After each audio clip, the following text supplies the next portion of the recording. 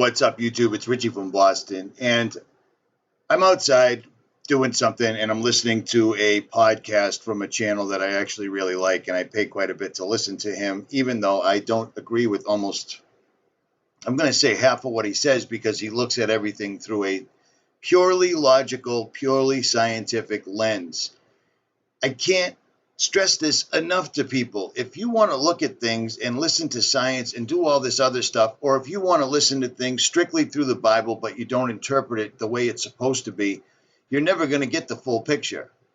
There are remains of giants, of Nephilim, of things that were mentioned in the Bible, things that we grew up with in mythology and fairy tales all over the place, and it can't be denied. I mean, it is being denied, but if you know better, if you look with your real eyes to see and ears to hear, you can find this stuff all around us. And it turns out you don't have to listen to just me, because they're finding evidence of so-called myths all the time. For instance, the giant gates to Goliath's home have been discovered, a monumental fortification belonging to the biblical city of Philistine Gath unearthed. The archaeologists say the gates appear to be the largest ever found in Israel. You ever wonder why Israel has a huge wall around it, that the people in there are allowed to do whatever they want to their neighbors, no problem. We pay them all the time, and they kill more people than cancer. But I digress.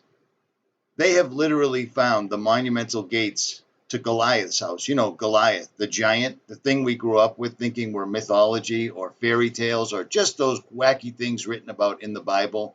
This stuff is real. This stuff is very, very real. And the evidence has been found and swept up by the Smithsonian and stored away so that people keep on keeping on and never know their real history. There's a reason that this is in the very first page of the Bible. This wasn't just a quote or a parable or something being said in passing. This was a warning. There were giants in those days, and also after that, when the sons of God came into the daughters of men, and they bare children to them. The same men became mighty men, which were of old, men of renown. And everything ties back into this. And the evidence is absolutely everywhere. There's several channels that I follow very closely that actually live in these areas and do their own archaeology, and they're only allowed to post it on places like YouTube because real science, real quote-unquote science, won't allow them to post this information, because that would once again prove the existence of a god. I don't need any more proof, and you shouldn't either. But hey, do you. Richie from Boston. Like, share, subscribe, or leave a stupid comment. I'm out.